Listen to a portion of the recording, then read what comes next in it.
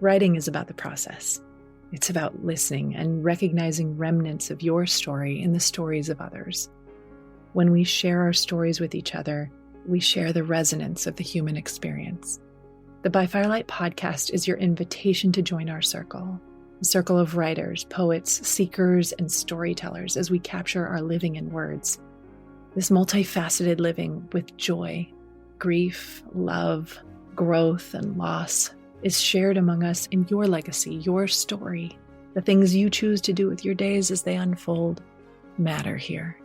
I'm your host, Betsy Delzer. I'm many things, but in this gathering, I'm a painter, poet, and writer, and I'm honored to be your guide through these episodes. Together, we'll find our muses in the rich and heart-expanding conversations with incredible guests, many who are like minds and all outrageously inspiring hearts.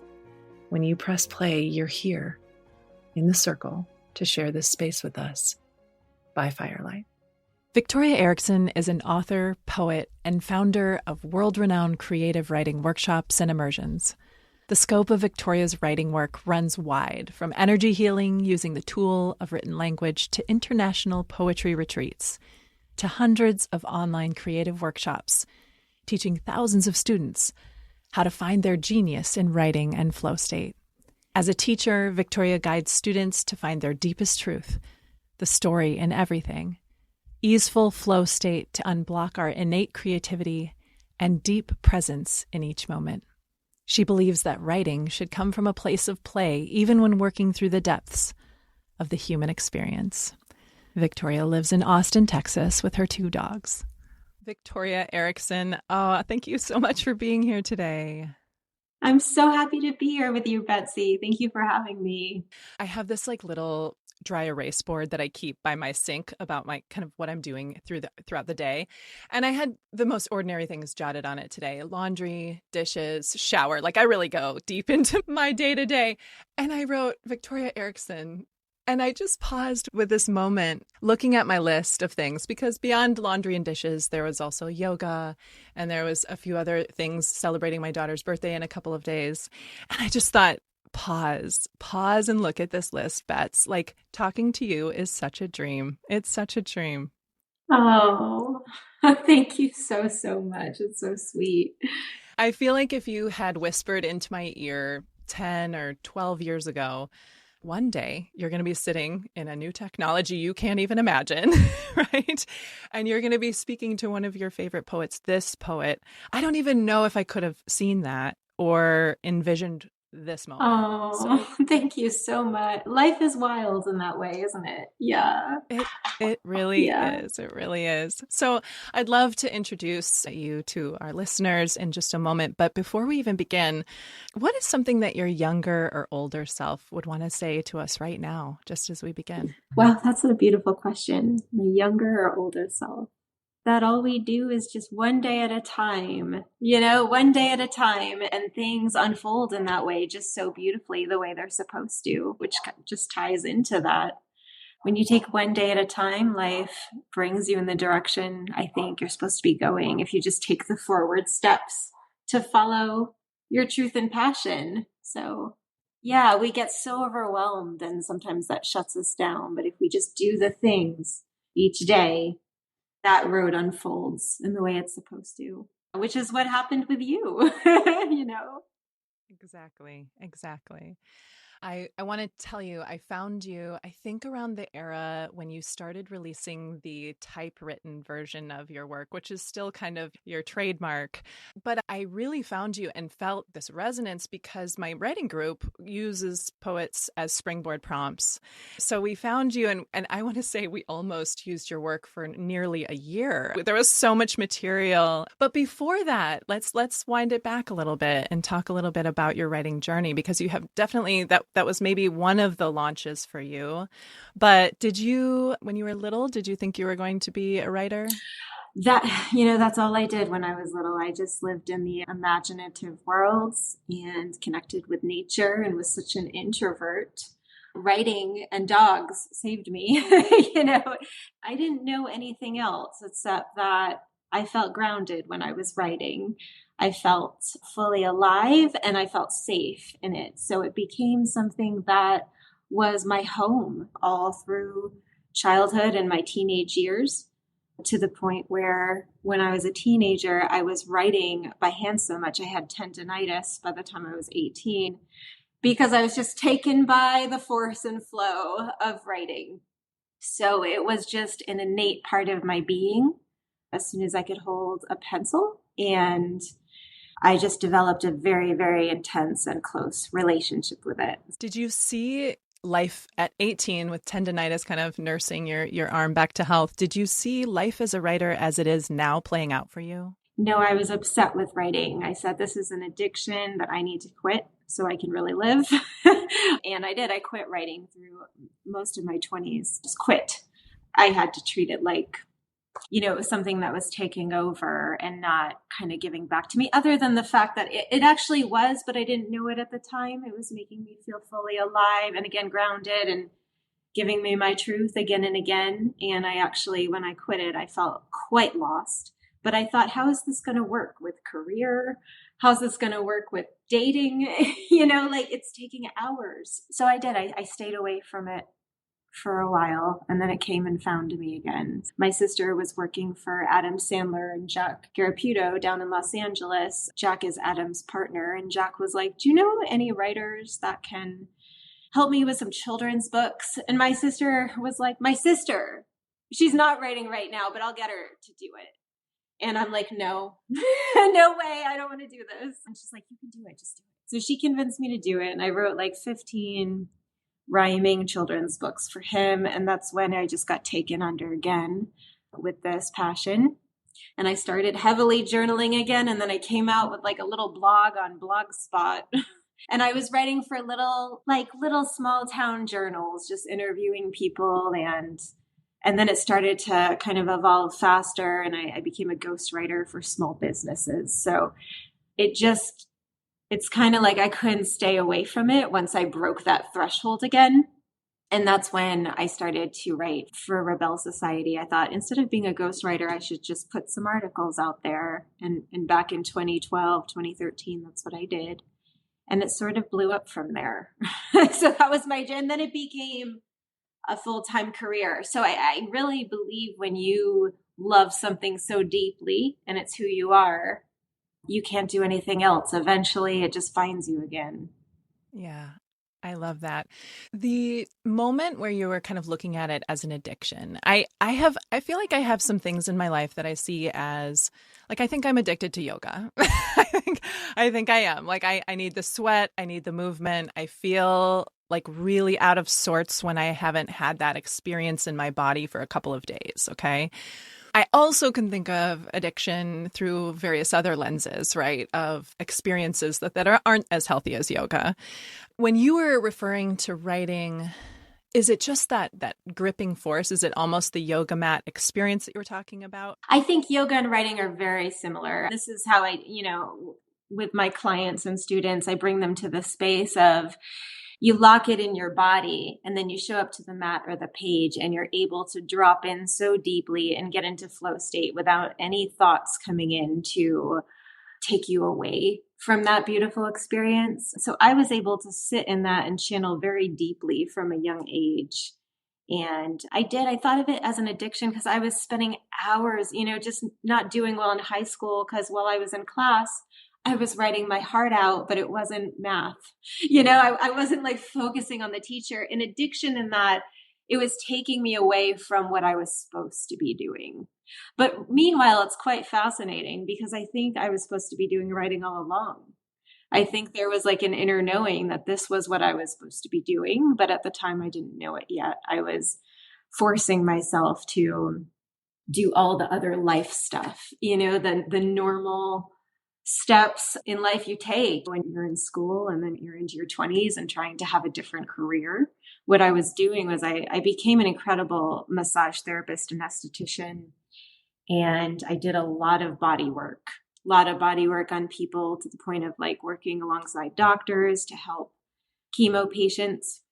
And what I ended up doing in the end, it all ties together, is using the body work and writing in one funnel as my now career. So, because everything interrelates, it's all braids together and becomes your purpose. So I didn't know at the time that I was taking steps into this direction. It's interesting again, because when you have that wave of momentum in life, it takes all of everything you are and blends it together, and you grow and evolve with that. At that time when you were making that transition into like kind of dabbling with the blog and putting out things as a ghostwriter, do you have memories of, and I'm speaking from a totally personal experience of just engaging with some self-doubt, whether it's imposter syndrome or just wondering like, oh, this is going to veer me too far off this path I was on. Like, do you remember engaging with that at all as a side self that you had to negotiate with? I think writing's one of those things, and it does it to everyone. Yeah, it's like, because it's everything and nothing. It goes so deep in that you're like, where am I going with this? And I think that's something that many students ask themselves when I engage in writing, where am I going with it? And I think that's what was happening to me all through high school, all through the college years, all through my 20s when I was trying to do other things. It's like, where's this going other than giving me pleasure?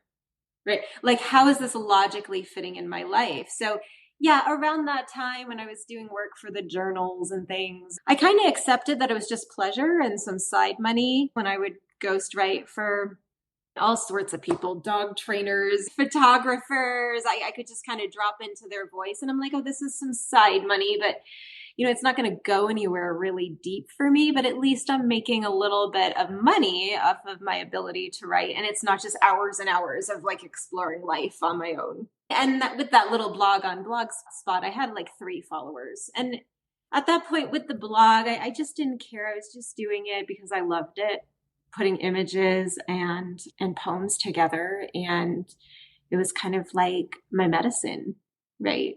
Yeah. So, but there's always that kind of imposter syndrome and question of where is this going? Well, and then you're in a place where you have 3 followers on a blog to 500,000 or so, I think is what I saw on Facebook this morning. So what is that like? Because I think, just sort of from the bird's eye view or the voyeur, the watchers of this is sort of like, what is that experience of going from kind of small and contained? Has your writing changed? Like, what has that been like for you? So, I'm quite shy in general. And over the last 11 years, I kind of even use social media as a meditation. And this is something I tell my students is when you release your words into the world, it's no longer about you. It's a gift for other people. So you're providing this energy exchange for them to see themselves through your words. And they always make it about them, which is good for introverts and shy people, right? You release some words into the world and they immediately say, how does she get me? How does she know? That's exactly what I'm going through, right? Oh, thank goodness you're helping me learn about myself.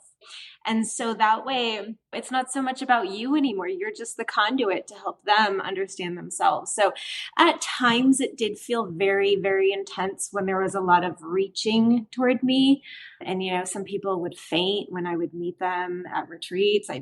They'd show me their tattoos, and it's like, you don't really see how deep your words go until you meet people in person and see like this look that they give you. And sometimes that was very intense for me where I thought, it's really interesting that these people feel like they know me so well and I've never met them before, right? But in general, it's been a really beautiful experience. And I had to kind of ground myself into it and settle into it and kind of get used to this, like, okay, there's the poet, me, and that's who I am. But also I'm just this girl in Austin in her little house with her dogs and just integrating those 2 things and knowing it's all me and it's all okay. And these words are just a gift for people. And if they want to come work with me in a deeper capacity, then I get to know them as well. Yeah. But it's been a wild journey for sure. Mm-hmm. Were those typewritten memes that you started launching, was that really the catapult point for your visibility and platform? It was. I had this publisher actually start chasing me down because I don't love executive function. I love to write poetry and put into the world, and he's like, I want to publish your book. His name's Jeff Brown. Said, I really want to publish your books. Like, can you start a writer's page and put it in some typewritten version and send me some manuscripts. And it took me like a year and a half to even do that, because I'm like that sounds like too much work. But I did eventually. And the memes became easily shareable. And I also felt like the typewritten font really kind of dropped into the nostalgic place I felt into when I was writing. So I think people resonated with that and they began to share more easily. Yeah. Yeah. I have memories of kind of really feeling like this was your unique brand and look, and then all of a sudden sort of seeing it elsewhere. You are definitely an original influencer in the poetry realm. Thank you so much for that. And that was a journey too, where I really had to say, I am the channel for my own work and nobody can mimic me, and even with the teaching, I had to really ground into myself and remind myself that, nobody can become me. They can be their own channels, with their own work. Nobody can replace each other. We all have our own unique signature in this world, right? So I had to really do a lot of emotional work around that when it started happening. Yeah. All right. I'd like to take us down the direction of your process, and then a little bit that'll lead us, I'm sure, to our teaching. But, I'm a painter, not really, I wouldn't say by trade or just somewhat by training, but I taught art for 15 years. And my process with painting is like, I'll pull everything out, and oftentimes I work prolifically for like a short period of time. I'll just, because it's like, it's so messy, it's so primal, it's, something is needing to like get onto the canvas. And again, like you said, it's, once it's out of my body, it just is, it just is. It's for the eye of the beholder.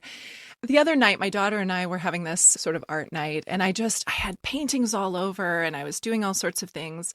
And I was thinking about this in relation to writing, because it's much more of like, I'm going to pull on my scuba gear and like really dive in, but then I'll put it away for quite a while, and I'll kind of let the paintings sit.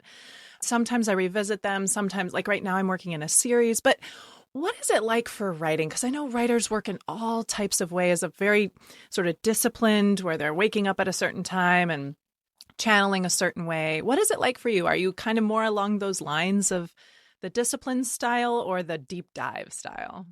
So I look at it as twofold. You need the discipline and the deep dive. And I love that you talk about that with painting. That's a really beautiful process. I think of it almost like the law of attraction, where you show up with deep, deep intention and then you surrender. So the discipline is showing up to the page. Like in my 10-week immersions, they come Tuesday evenings and Sunday mornings, 3 hours each class. You show up, and sometimes showing up is the hardest part, right? Especially with writing. With yoga too, they're very similar in this way, as you need an ongoing practice and you need to stay in that creative channel. So the discipline is showing up for that every day if you can, even if it's for 5 to 10 minutes. And then the deep dive is the surrender part. So I really look at it as women, especially, we've got this river running through our bodies. It's essentially a river of creative energy that we can tap into at any point we decide to. And it's always flowing, and it can get locked up. But so much of writing is about overcoming the psychological blocks that can lock us up, and then being able to freely jump in and surrender. So when we approach the river, there's some psychological blocks that we need to work through. And I do this with all my clients and in all my classes, because this is really disruptive if someone feels called to write, but they can't quite get to the river, right? So I really have to speak in metaphors so they understand. So there's some blocks, on the path that can get you there, and we work through that. And then once you're standing on the edge of it, okay, you have to be brave enough to jump and surrender. There's still a lot of control coming in with writing, right? And it really affects the energy of being able to master writing. So you get to the point of, okay, deep intention, I'm showing up bravely, and then you jump, and you almost have to look at the energy like you're taking an arrow and bringing it back, and then being able to put all your energy and emotion into that first sentence, through that first sentence, and then allow the body to roll out and surrender from there. And that's when the river takes you and you're deep in flow state. But a lot of things have to happen in that process. And so I take people through that deep process. Then once you're in the river, as you're rolling with the words, you might hit a pain point, and this is where all the energy work of writing comes in, and you get locked up or you jump back into your head. And I look at that as like a boulder or a rock in front of you. And then we have to work through that. What is causing this block mid-sentence? What is causing you to stall out? What is causing you to change the energy and go in another direction that is not connected to the direction you were going? So we work through these things on an energetic level through the body, so we can keep that creative channel running very cleanly, right? Because the river can get murky, and this is where people get lost in writing. They can't stay in one direction, or they feel fatigued, or they feel like they can't handle it in their nervous system. So we have to work through all of that together. It's a process and it's a practice. But once we're able to do that, that's when you can really begin to master poetic imagery, master flow state, and become quite a brilliant writer. A lot of the people that leave my immersions, I mean, they're just rocking it on social media. They're writing books, developing their own large followings, even becoming teachers. But it's a process to get there, and it all depends on the individual. So that's what I work through in my coaching practice full time. When you are writing yourself, I've heard you talk about and just learned a little bit about you do use pen and paper. Oh, yes. And I think that's the best way to start out. And if you can handle it, because it's visceral, we're really working with the body, the energetic body. We want to think of the writing and the language as coming up from the core, from the pelvis, through the arm and directly onto the page. A lot of times when people jump onto their phone or onto the computer, they'll get blocked because that left brain's coming in, the working brain, the overthinking. So if they're able to overcome that, then I recommend typing. But I feel a lot of people, especially beginner writers, do better with tangible paper and a pen because they're more connected to the work and their bodies that way. Because writing is a very physical, visceral practice, just like yoga. We're unlocking a lot of channels and moving the energy through. And the language is already there. I really believe everyone has the wisdom. Everyone has the poetic imagery. I mean, even when we're dreaming, we're coming out with metaphor, right? We're producing beautiful images, connecting experiences. So we're all capable of doing that. It's just about unlocking anything that blocks the way forward. What do you write about, Victoria? What do you write about? I write about whatever is the most present and strongest energy for me in the moment. A lot of times people write the best when they're in pain or in love because those are very strong energies and they're able to tap into that funnel. But one beautiful way to get there is also through wonder, when you're just feeling so alive, when you're in nature, when you're thinking about any kind of relationship in your life that you're deeply grateful for, when you're with children or anything that just brings your heart front and center. And I tell people the best writing's always going to be when you're kind of broken open, but it doesn't have to be from pain. Being broken open can be from any strong emotion.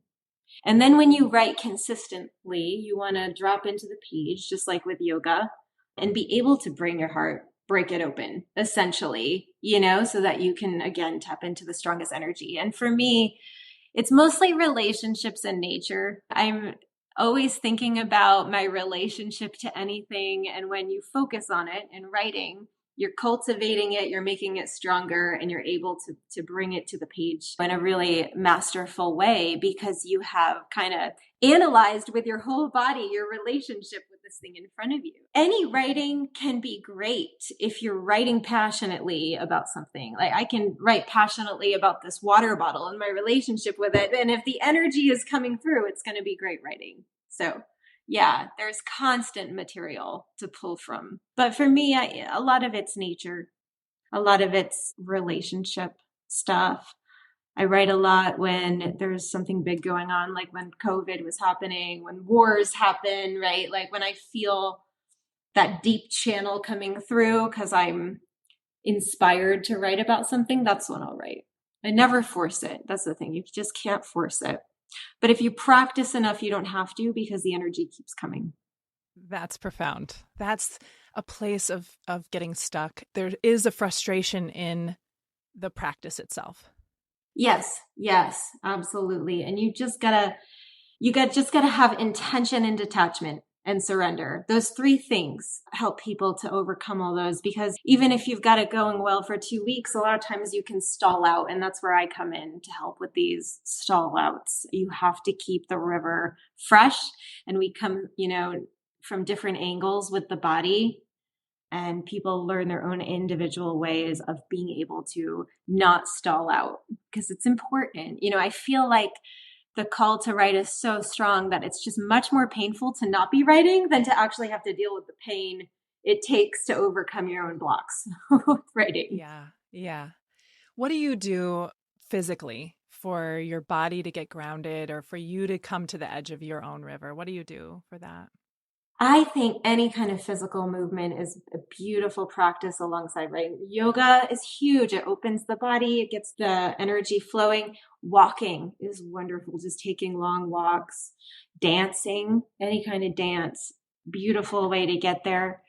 Going to a concert, being opened by the music and the crowd, that can help open the writing channels.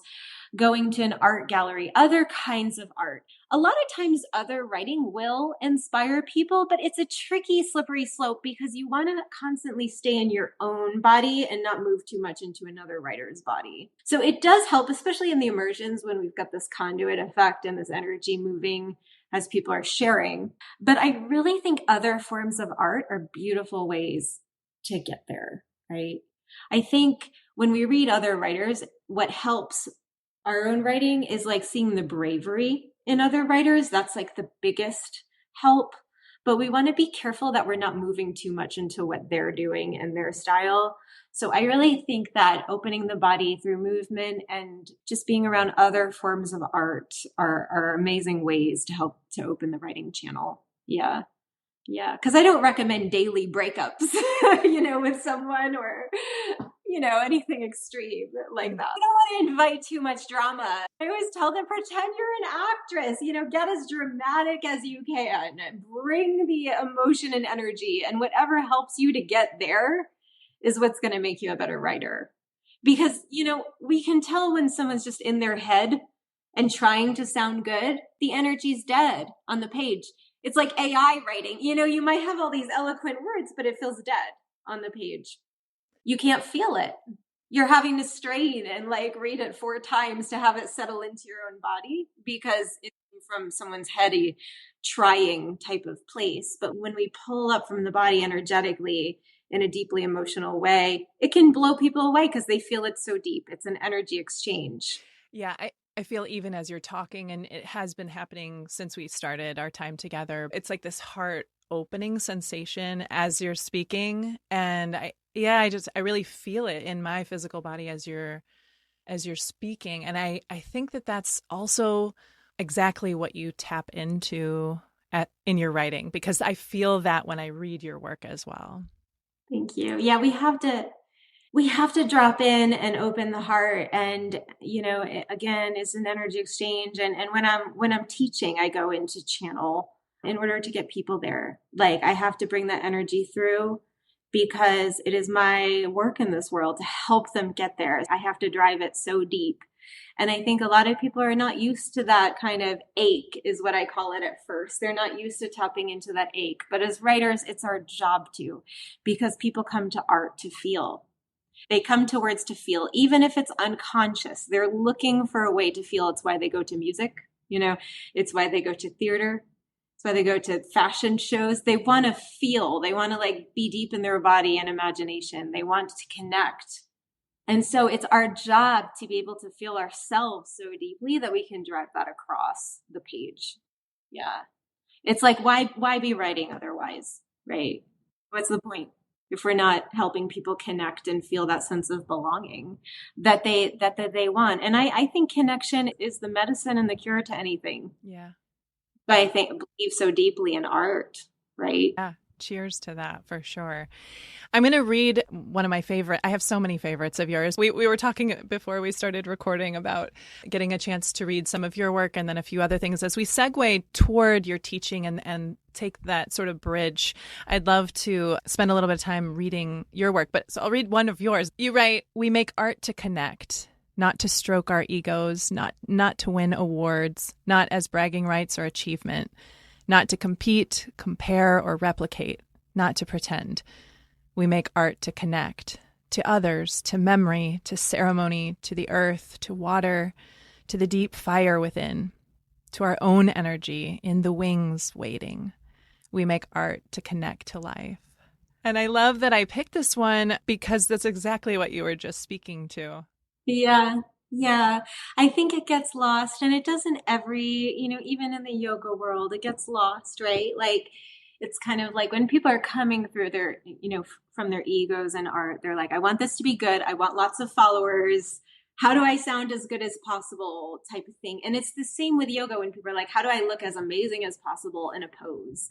It's not about that. It's about the feeling and the healing in your body. And the amazing thing is, once you drop into that place, your poses look better and better, but at that point you don't care so much, right? And it's the same with writing. You do it because you love it. You have to come back to the why. And I think people feel the difference with that. Is this person coming from a deeply grounded, embodied place, and are they being real and raw? We can tell just over social media. Is this person in their pure energy really connecting with me? In this world where people tend to copy each other or mimic other people, or they're doing it, to get so many followers or go viral or whatever. I mean, people can tell the difference. They can always tell the difference, right? So I do really believe it's about and I know it's about and not just believe. I know it's about connection. When we look at even musicians like Taylor Swift, for example, the reason why she has such a cult following is because she's so raw. She's so raw with her audience, and she's in her heart. Every performance, right? People feel that. And then, there's some other artists that are just going through the motions. They're not really deep in it. And you can tell with the audience. You can just see it in music. You've got kind of a dead audience when the artists are going through the motions. And then when someone's deeply in it with the audience is on fire. And it's the same. It's the same with a lot of social media. It's the same with anything. That's so true. It's so true. Is there anything that you would like to read that you would like to pull up and share before we segue to the teaching world? Yeah, absolutely. So, yeah, I love sharing this one a lot because I believe it's so much, just from the stories, which will also help us segment into the teaching world, that there are thousands of worlds in all of us, gorgeous, terrible, wild, contradictory, imaginative, fascinating worlds. To know someone deeply is to know a universe contained inside of skin. And when do we ever have the chance to really tell our stories, right? I mean, it happens at funerals, weddings, like kind of these big life events that don't happen that often. And I think there's just a deep intimacy in storytelling that's so profound and beautiful. It takes years at times to know the inner layers of a human being. But when we tap into it with writing, we can access those layers much faster. That's why I believe so much in writing circles and storytelling. Yeah, that's so lovely. Thank you for that. I was thinking about my teaching experience as a contrast to yours. My world of teaching for 15 years was with kindergarten through fourth grade artists. And I think in some ways our journey as teachers is probably the opposite, right? Because I was working with this unbridled, absolute, intuitive passion that children have in their creativity.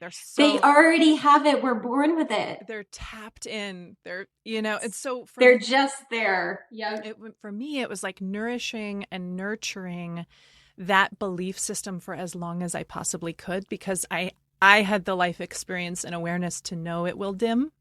Yes. You are on the other side, it feels. Having to take the dim away. Undimming, turning up the light. So what is this like? What is it like to teach? And what's your platform like in that capacity? The platform's been wonderful. I have many returning clients. I have a lot of beginners coming in and they kind of like merge well together. But you're absolutely right. A lot of it is the unlearning and coming back to that childlike fascination for life and wonder. And just like really, I look at it as ceremony every time I meet with a client or a group. And we're unraveling, the trauma and kind of honoring it at the same time, because that's what happens as the years go by.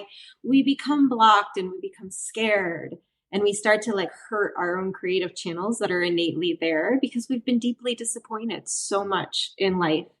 And it begins to cast the shadow over our own magnetism, and creative energy.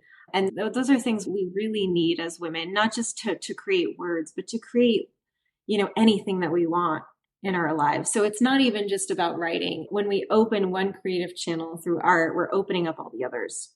And it's just bringing that light back and that ability to truly love life and trust again. So when we work that, we're bringing ourselves back to that childlike capacity to do so. So it's really important work. And I think a lot of people come into my programs thinking, okay, I'm just going to learn some writing. But it becomes so much deeper than that, right? Someone said, you do sneaky EMDR, Victoria, but it's all interrelated, really. When we write from a deep place, we have to clear everything else out to be able to do that.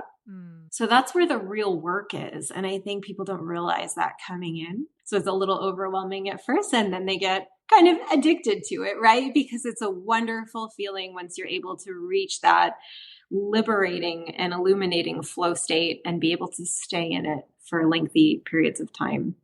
So you have a 10-week program and that you kind of cycle through. Is that what it is? So I used to put on retreats kind of all over the world prior to COVID. And I would do just like one-off workshops and then have my private clients. But, and we had to stop traveling in 2020 and 2021. So I thought, why don't I lengthen these workshops so they're 10-week programs? We get to know each other as well as we normally would on a retreat, right? We meet twice a week. So it's really 23-hour classes within 10 weeks, which is 60 hours of writing ceremony. And I started to put them on seasonally because I'm very, very connected to the seasons, every season. And they've been going strong for 4 or 5 years now, the 10-week immersions. And it's always the same time, Tuesday evenings and Sunday mornings. And, my writers really look at it like their church. They come, we settle in, we deepen as a group, we practice writing, we learn about life, we tell stories, we honor life, and then we go back to our lives, right? And we just continue over the course of each season. And a lot of people just come to every single one, which has been really beautiful. And become friends for life. Because again, when you learn so much about each other through this deep, deep writing, and everyone becomes so masterful through this practice, this very specific practice, that you're listening to the most riveting writing of your life and getting to know people on such a profound level and practicing your own to the point where you're sharing enough in these writing ceremonies that it's just a natural bridge to be able to share on social media. Or a lot of my poets end up doing poetry slams because they become so comfortable and confident within the 10 weeks. I believe in one-time ones to kind of dip in, one time to our workshop. That's lovely. But when you extend it into 20 long-term sessions, you're taking it to a place that it can't get to otherwise. It's becoming a deep practice. And I tell them, you don't have to think about your writing otherwise. When you're in this immersion, you come in, you sit with me for 6 hours a week. And then you don't have to worry about that call. You get all your writing done and then you go back to life. Just like yoga, you get your yoga in, go back to life, don't have to think about it because you just stay in the practice. Mm-hmm. So by the time they're done with a few immersions, a lot of them are able to write strongly on their own and stay in their own practice. And then they come back if they start to stall out a bit. What about somebody who's listening who's like, wow, that sounds really terrifying. Is there an option for the immersion to kind of, go, whether it's camera off or just to ease in, go zero level before the wave? Absolutely. You don't need to be sharing. You can be camera off and just a participant, and I record everything. So a lot of people, they can't make every class. So they'll listen to the recordings. And I have those available for a long time, all stored on Vimeo. But I send the recording out after each class. They have a week to watch it. And if they need longer, I can resend it to them. Yeah. So everything's recorded. And I have a lot of people in Europe or Australia that just cannot make every live session. So they just listen to the recordings. Some people can only make it one day a week. Some people can make it an hour each session. It's really like, when I'm sending that link every Tuesday evening and Sunday morning, and I really tell them, you take what you need. This is the umbrella of 60 hours, and you take what you need just to get your writing in. You don't have to make the whole 60 hours. Some people do, which is really amazing. But, a lot of people, they have kids, they have jobs, they have husbands, they can't make the 60 hours in 10 weeks, but there's so much available, even just if you could make half of it. Yeah. Beyond the immersions, are you doing any more one-off workshops, or is this kind of mainly it right now? I think I'll actually do some in January. I haven't planned it yet, but I think I'll do some one-off workshops just so people can get a taster, because I know that it's a big jump to move into a 10-week immersion. But yeah, the spring immersion will start at the end of February, but I'll probably do some one-off workshops before then, which will just be 2 hours, and I'll give some date choices and also record them. So there are a lot of options, and then people can work with me privately as well. Yeah. Talk about that a little bit. You offer one-on-one. I do, yeah. And that way we can really get into the specifics of your individual blocks, right? Which we can't do in groups. Mm-hmm. We can get into okay, I can kind of channel the prompts according to what's going on in your life, what pains, what issues, what's the strongest energy moving through your week? What do you really need to drop into? What are your specific blocks around writing? What happened? How can we get you through it? And then I can talk to them on a very individual level.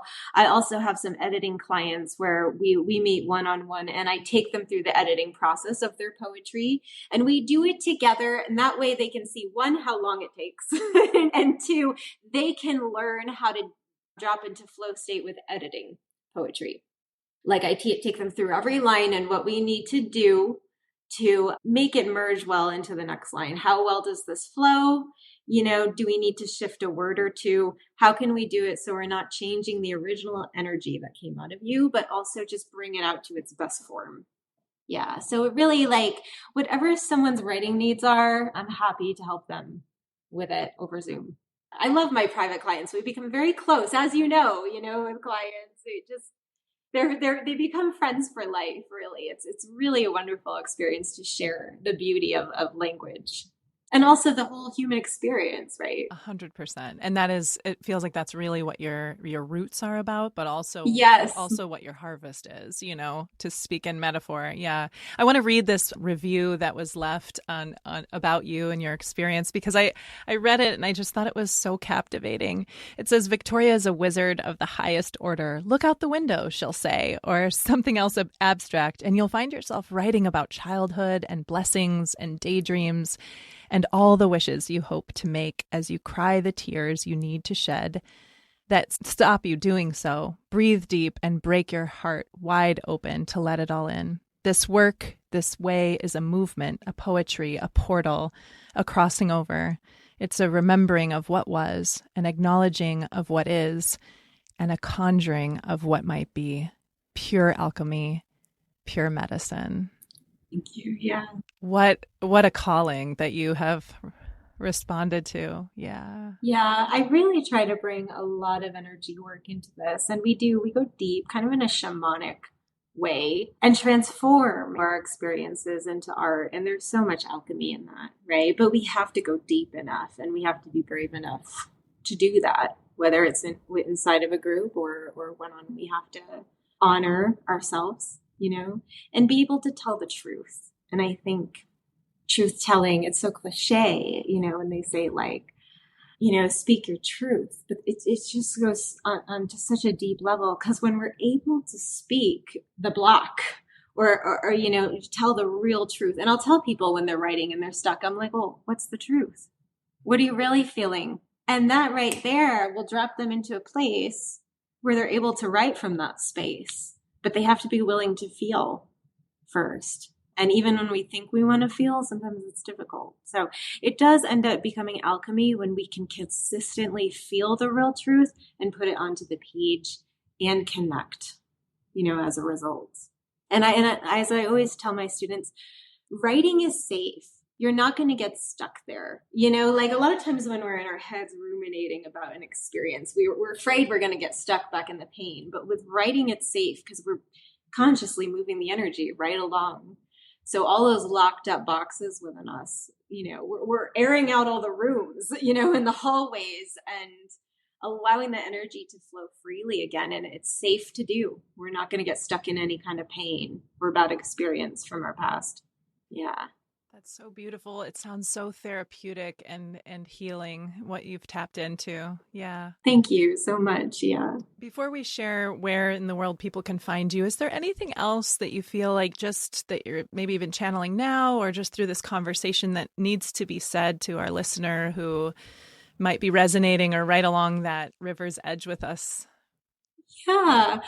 I think like if you're a sensitive person, if you're a soulful person, if you deeply appreciate the written word, if you feel a calling to write, it's so worth it to be brave enough to step toward that river. It's absolutely life-changing, and it reconnects you with your heart, soul, and intuition again. It's very, very powerful work. So there's a reason why you're called to it, and it's worth it to go find out why.